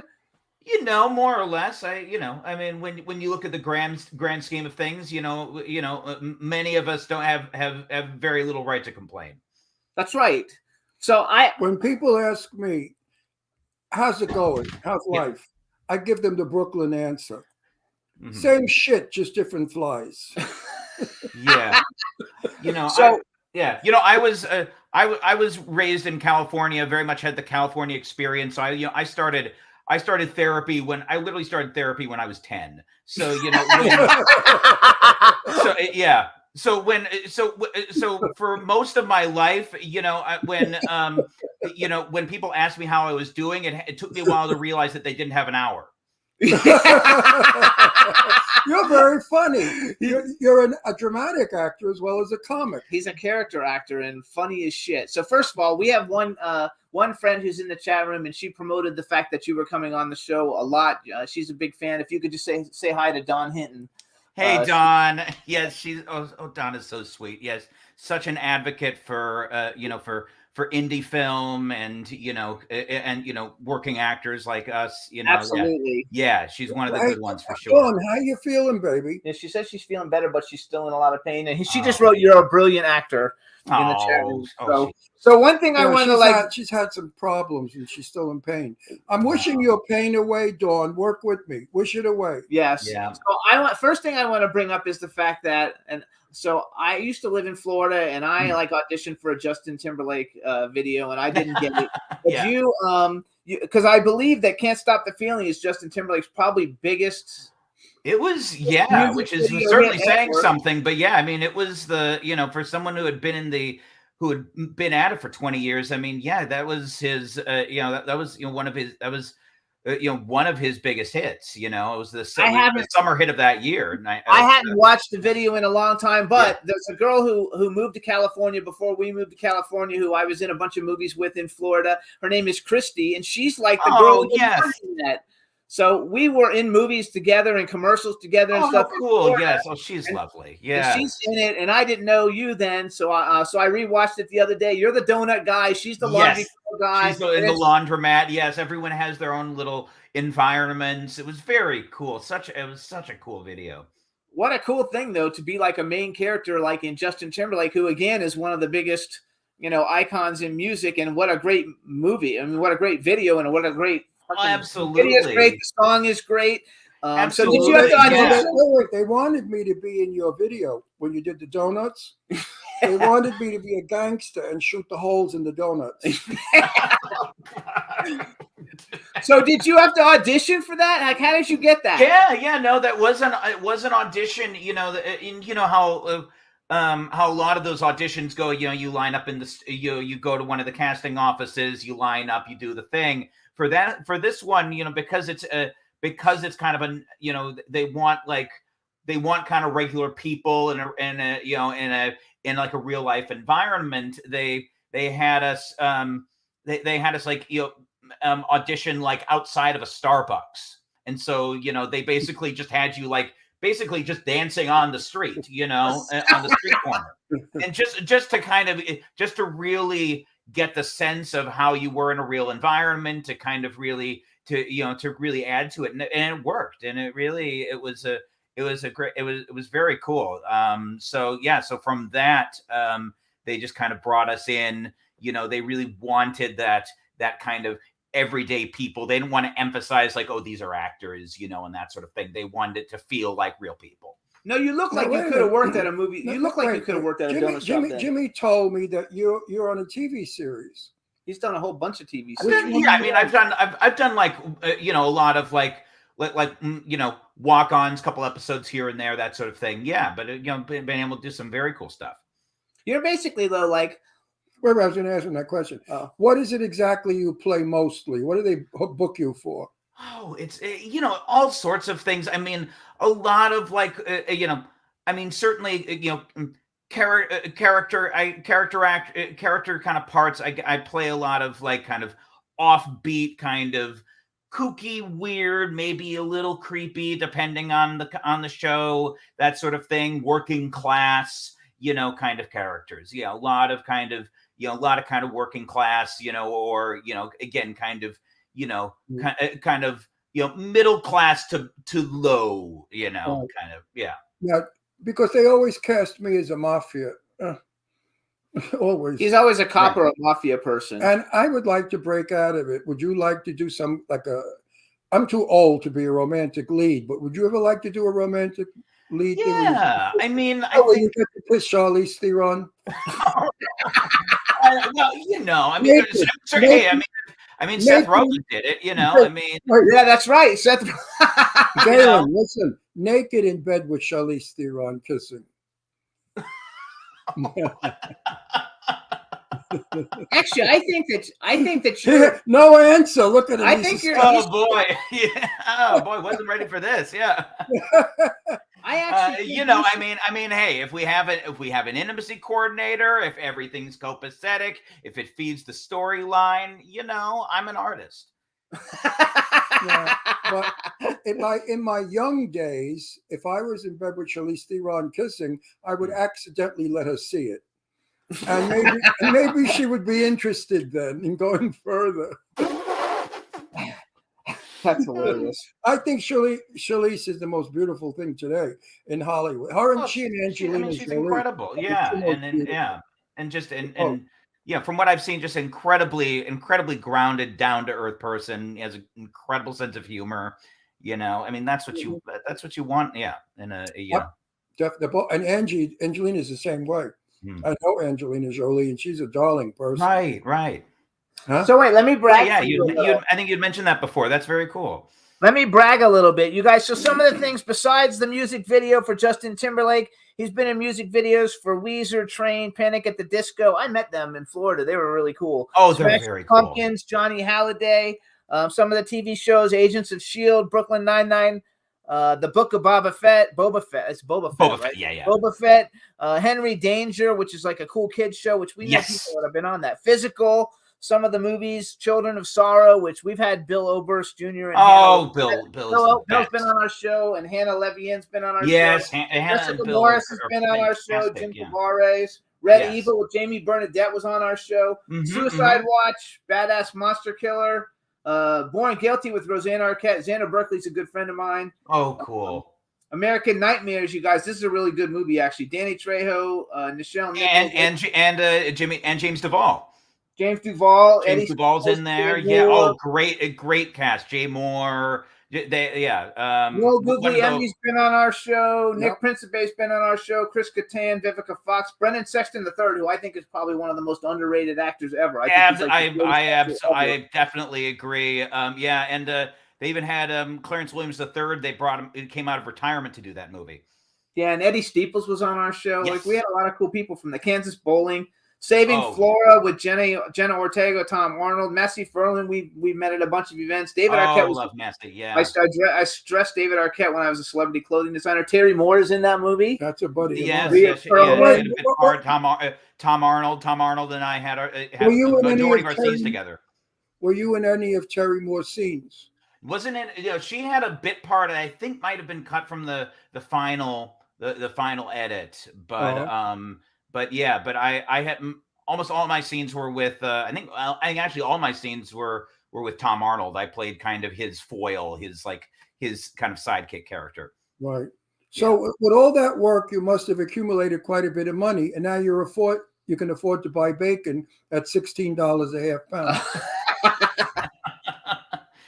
Oh, I mean, You have to be rich to go food shopping today. right. Oh my God. Yeah. Well, you know how it is. After you take taxes. Agent commission. And sometimes you have you have enough for a pair of shoes. Well, no, I know. Listen, my last movie I was on, they gave me $21 million for my part. I started. Oh, sure. Yeah. I started in the film, and out of the $21 million, I went to the supermarket. I came home with $38. Right. So wait, we have another one. You had $5 million before when you went to the supermarket, and then you Yes. came home with $38 remaining. It should only happen I should get 21 Right. million. You got some of those like gold plated donuts and stuff. No, I'm in those low budget horror films. I do not get 21 million. Right. Exactly. I'm looking, I get $21. Wait, I got two. I have a couple other ones. So I have Moan Manor with Heather. Is Heather Morris? Oh, for you? Moon Manor, Nice. yes, with Deborah Wilson, Lou Taylor Pucci. That was a great movie. Ricky Lake. And was in Ricky that. Lake has a Oh, no, cameo in no. there. Yeah. Yeah. Richard Reilly. Richard really. So how was yes. Heather Morris? I think Heather Morris was the what made Glee work. I think she was Mm-hmm. the funniest. I think she's freaking hilarious. Besides being a great dancer, she's like so hilarious. Was she like nice? I didn't have any scenes with her. I think they shot her scene. She had like one major scene that they shot separately. But I mainly worked with Deborah Wilson and Richard Reilly, a little bit with Lou Taylor Pucci. Deborah was very nice. Yeah, we met Deborah Wilson. she's a at sweetheart. Rock Against MS. She's She a was one of sweetheart. her- Yeah, she's Very- she delightful. has more energy than anyone combined. Very. And you just did a film with one of our friends, Pat Kuznati, How to Kill Your Coworkers and Get Oh Away yes, with It. Kuznati, Pat. Yes, I yeah, love yeah. With Michael Pare and David With Michael Bale. Pare and Bring Stevens. Yeah. Yeah. Dave is a buddy, but Pat calls me General, and I call him Sergeant because we played those parts in a movie. Oh, fun. And Pat, I said to him, I said, you're like diarrhea. I said, you're all over. Don't you ever stop working? He works morning, night, and noon. This movie, I mean, he's in 100 million, and he's the most delightful guy. I think. Pat, he's a very, very nice, very, very enthusiastic. Yeah, and really, and yeah, Dave really hustles Bailey, to make his stuff. Yeah. and Dave Bailey I give him the ultimate compliment. I said, if I had a son, I wish he would be like you, Dave. Oh. Dave is the most honest, terrific, generous, kind, loving man. I think Dave Bailey is one of the nicest people I've ever met in my life. You worked with him. Yes, on that film, yeah. So like, do you do stand up? Like, how did you get into all of this? Because like you're like I just in talking with you at the events and stuff, just the things that come out of your mouth are like funniest. You're like Ron, like you say shit and it's just fucking funny, and and you do a lot of even your horror movies. A lot of your horror movies are kind of like horror comedy movies. Yeah, I usually kind of bring whatever I'm doing. I usually bring a comedic element to what I'm doing. Yeah. So do you do stand up? No, I had always considered it. I think, the people I know who do stand up, I mean, just give it everything they have. And it's like, it's one of those where it's like, you have to go all in to that. And, I have such respect for that. I feel like, after a while, I kind of figured I had considered it, but it's like, after a while out here, you kind of have to stay in your lane. I think if I'm going to put, that level of creative energy into something, I'm probably going to I'm more likely to just, write my own stuff, write my own scripts, that sort of thing. Because, the stand-ups are, they're just they're going to the open mics, 3-4 nights a week, Right. They're just, that level of commitment, and then going on the road and everything. It's a whole separate lifestyle. And it's the most boring thing to do because you're scripted and you have to do the same jokes over and over again and make them seem fresh and for the first time. Right, you do the same stuff, yeah. And it's difficult to have that energy every time with that same stupid joke. Well, I mean, there are comedians who've been doing some of the same material for 20 years, and it's like, how do you make that fresh? Funny. So how did you get involved in all of this in the first place? You grew up in California. You went to the therapist. What did the therapist say? Yeah, go. Sure.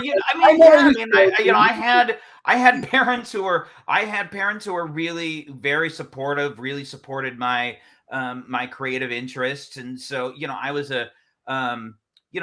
like kind of a shy kid, didn't make friends easily, but also was like very imaginative, very expressive. So, I had parents who were, were thinking like, okay, well, go where you're the happiest. So, I was taking acting classes as a kid and that sort of thing. And it was just, the place where where I felt at home, What was your first big role? Oh man, I mean, it was. I did a lot of growing up. I did a lot of like theater, community and professional theater and that sort of thing. Probably, I mean like one of the first. Probably one of the. I mean, I did some independent film, up in Northern California. But probably the first big thing I did was Children of Sorrow with Bill Oberst. That was probably the first film I did here in LA, and that got picked up by Lionsgate and. That's probably one of the first big things I did. He's a great. I mean, Bill Oberst is a cool guy. We had him on our show back when we lived in Pennsylvania, and he was super, super cool. Just a sweetheart, yeah. And he's a great actor, also. So, do you prefer to do comedies then? It really depends on the character. It depends on the script and the character and the story. I definitely. Comedy, comedic characters and comedic scenes come naturally to me, but I love doing both. Well, I read a script not too long ago that was sent to me, and they said, Ron, you're going to want to play this part. It's for you. You will be hysterical in it because you're a funny guy. I read half of the script. I didn't even smile. I found nothing funny in that script at all. This person that wrote it really didn't know how to write comedy. So if I had it's hard to write comedy. It's hard to if I had to do a movie with a scripted comedy, I wouldn't do it. But if I could go out there free flight and do as I do, I would do it. But to do somebody else's jokes, no way, because half of them stink. It's tough, man. It's it's tough to find, everyone's humor is a little different, and so No, but they called the movie a comedy. It was the furthest thing from a comedy. How many movies have we seen that are called comedy? Yeah, we watch a lot of comedies, but And they're not not funny. really that funny. There's nothing funny about them. It's more funny just sitting here talking, talking. right. Funny, than just- Continuity. It's all Right. I don't. What I don't like is when comedy becomes mean spirited. There was a trend for a while of a very kind of like nasty, mean spirited kind of punching down kind of comedy, and that never appeals to me. I think comedy should elevate. I think that. Well, Joan Rivers did it with her husband. Knocking her husband. Yeah, it wasn't purely. There was you felt the affection there. She made fun of her boobs herself. She made fun of. Well, yeah, she made fun of herself. She made fun of everything. And so did Phyllis Diller. It was all self-deprecating humor. It doesn't have to be like nice, but there's a heart to it. And I think sometimes if comedy gets so mean-spirited, you lose the heart. Well, I agree with that. Right, back in my day, they were called put-down comics. Right, Don Rickles, Don Rickles was the king of put-down. Of course. I mean, he put everybody down, and everybody loved it. It doesn't matter who you. And he played it equal. Didn't matter who you were, he would put you down. Who are some of your favorite comics that you like? Oh man, like right now, trying to think who's out right now. I grew up, loving like the classics like George Carlin and Bill Hicks and people like that. Trying to think who's out right now. I like that guy. What's his name? Lewis something. I enjoyed Joan. Jim Gaffigan. I like Jim Gaffigan. Oh, Jim Gaffigan's Jim Joan Gaffigan's Rivers fun. made me laugh. She's the only one that really made me laugh was Joan Rivers, because sometimes she hit a joke that really was funny. Not always, but every now and then she knocked one out that was a blaster. So wait, so who are some? I like to ask this to all the actors, like male and female bucket list. Here's a two-part question: like a male and a female actor you haven't worked with that you think would be fun to work with, and then if you could have been in any movie that's ever been made in history, what movie would you have liked to have been in? And start with the actors. Easier. Oh, well, I'd love to work with Steve Buscemi.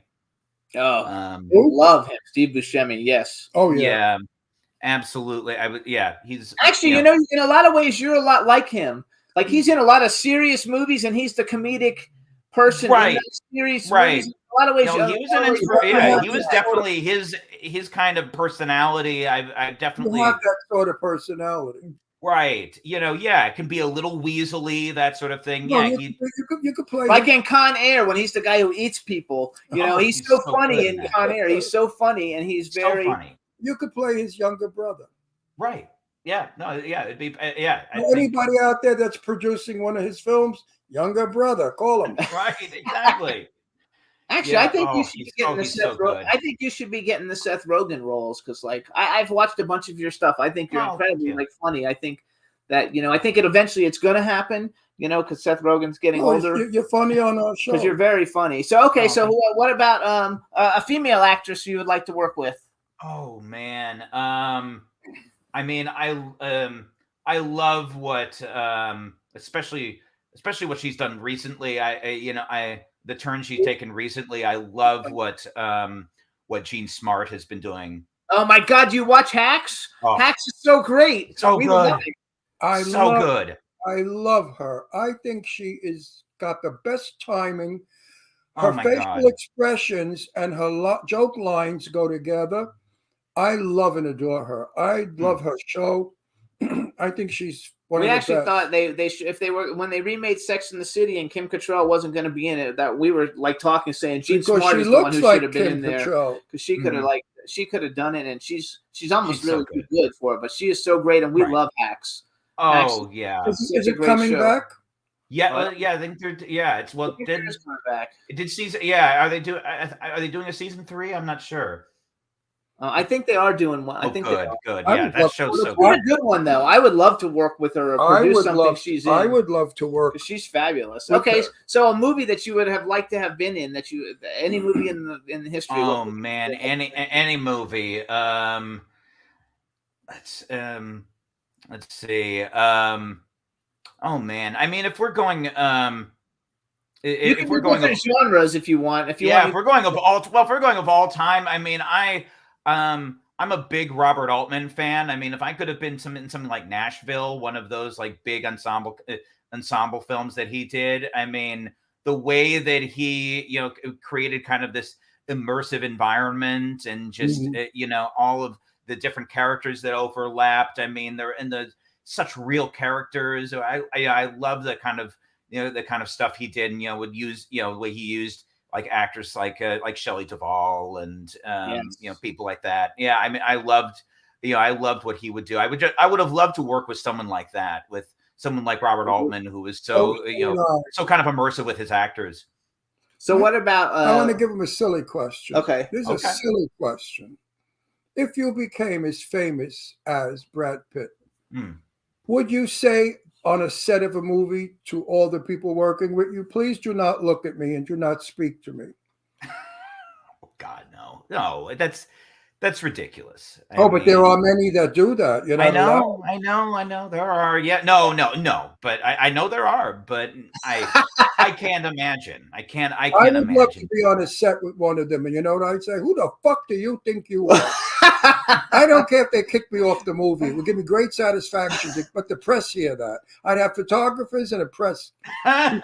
People watching me say, who the fuck do you think you are? That You know, I think there's with. there's less tolerance for that kind of behavior now. Oh no, that's not true. We have a friend who used to be know a dancer, stories and that make your hair stand on end. She was like in Jennifer Lopez music videos, and she got into fucking trouble, and it's unfortunate, but because it isn't. I mean, I'm sure it still happens. I mean, I think there's a little more accountability now. I think some of that behavior, you know, gets out. Isn't looked as fun. Isn't as tolerated nearly as much, but it still happens. Yes, you're right. I'm definitely doing it on my next film. I'm going to say to everybody in the film, do not talk to me. Do not look at me when I'm working. So how was it being on a couple of episodes of the Book of Boba Fett? Oh, well, it was. I mean, it was amazing. For one thing, because it was the first thing I did since after the pandemic. I mean, it was that was in December 2020. So I mean, I was grateful to be working at all and to be working on a Star Wars show. I mean, that was incredible. You know, when you Google your name, that's one of the first pictures that comes up. Oh, sure. Yeah. I mean, I think for anybody, you're going to be if you do Star Wars, that's the first thing you're going to be known for, you know? Absolutely. Yeah. But no, it was incredible. I mean, it was bizarre to be working during the pandemic. Everyone had their face covered up. You know, I'm working with Jon Favreau and Robert Rodriguez, and, you know, I can only see the upper half of their face, you know? Yeah. Well, you know, the people at Star Wars contacted me. They wanted me to star in the film, but I was going to New Jersey at the time. What are you gonna do? Yeah. I said, I'm sorry, but I'm in New Jersey. Wait, are you a Star Wars? Are you a Star Wars fan? Like, do you watch Star Wars stuff? Like, you know, I grew up on Star Wars. You know, one cool thing, and my father was did kind of sculptural design freelance, and so one of his first gigs in California was he worked at Lucas Ranch in the art department on Return of the Jedi. So that's awesome. He sculpted a number of the helmets for the costume department on that film. So did you ever see? There's a movie, I forgot the name of it. It had a bunch of fun people, kind of like you in it. You would have been good in it. Mm-hmm. Where all the people, like, you know, I forgot the name of it, but they like go to break into the Lucas Ranch. Comedy. I think Veronica Martin. I think it had big people. It was a really cute movie. I could have seen you in something like that, actually. Okay. I think I know which. Yeah. Was it which one was it? Was it like was it was it Fanboys or Yeah, Fanboys. That's it. Yeah, God, yeah, what a yeah. good memory you've got. Wow.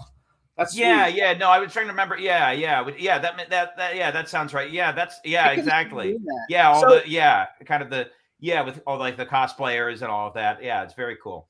So so we met you and you were with James Duval. I actually met James the first time about 20 years ago in Florida at a convention. He's super cool. So how did you guys meet? I think we had it was actually, through like the magic of social media. I think that was one of the first times we hung out like for an extended period, but we were I think we were aware of each other's work. We have a number of filmmakers in common that we've worked with, and so yeah, I think we just we were both big fans. We're just big fans of each other's work, and and James is just such a nice, genuine guy. He really is. I mean, he's a really cool. Every time we've Such seen a him. such a sweet guy, and has such an interesting work history in his career, and so humble, I was all happy just because I haven't seen him in like a long time, and we have him set to be in a movie. I'm trying to get financing, but I'm not the one who contacted him, and so I haven't seen him in a very long time. And he knew who I was, and I was like, oh, cool. He remembered. I haven't seen him in 15 years. He knew who I was. He's really on the ball and fun, and you're really on the ball and fun. And everybody knows who Jimmy is. Go to any post office. There's a sign on the wall: $1,000 reward wanted. So No, I mean, Jimmy knows how to have fun. That's for sure. Yeah. Yes. So you also did another movie, Give Me an A. Did you get to do any scenes with Virginia Madsen? Because he loves Virginia Madsen. We didn't have I didn't have any scenes directly with her, but we were but I did get to meet her and speak to her. We hung out in the green room for a bit, and she's just lovely. She's really cool. And she's built like a brick shit house. Yeah, no. She's I have to try and get her on the show. She's really stacked. Well, we had her ex-husband. Yeah, we had her ex-husband on many years ago. We had Antonio Sabato Jr. like years and years ago, and I actually wanted him on because I knew he had I collect action figures, and he had a Batman. Really, he has a Batman collection. Do you collect action figures? Not so much. I'm so prone to clutter. I don't need to add anything to it. Do you have an action figure? Any of your characters have been in an action figure yet? Oh, not yet. I mean, they're at some point, they might, at some point they could make my Star Wars character a figure. That's, I mean, they get to over time, they get to just about everyone. So it could happen someday. It'll happen, or we'll just write your own film that you star in, and then exactly. Yeah. You guys too, you can follow Galen on Instagram. He's at Galen Howard, Galen Howard. We got 3 minutes left. Oh, 3 minutes. That's a lot. 3 minutes, not too bad. Airtime, that's a lot, 3 minutes. So let's get personal. Got a girlfriend? Not currently, no. Did you have a girlfriend? You got rid of her? No. I've had a it's been hard to find. It's hard to find compatible someone compatible in LA. There's not like a war. That's what my daughters keep saying, that they can't meet a decent guy. I thought that's ridiculous. There's plenty of decent people out there. It's hard to I think it's hard for people to meet out here. Everything is so kind of what's the word compartmentalized. It's everything's kind of compartmentalized, so it's like everyone's in different places. It's hard to really meet the right people. And there's so many whores. Male and female, and yes, whatever. You're right. Yeah, No, I mean, it's every there's there are a lot of people. It's hard to meet genuine people who are people who are honest, people who are real. It's That's hard. right. No, I believe. You know what it is? It's the generations. In my generation, if you were not real and honest and down to earth, you were called full of shit. And people didn't talk to you or like you or friend you. So in my day, you couldn't get away with what they get away with today. All this bullshit that they're doing with calling him a horror, it or was, all that nonsense. What is it that they do? How do they do that? Don't. You're not allowed to call your parents anymore. You call them my breeders or something. The woke people. Woke people. Woke people. Everybody has their own little insanity. They want to change history. They want to change the world. It's not possible. You cannot do it. What it is. Now create new. Make a new history. Make a new world. I'm all in favor of that.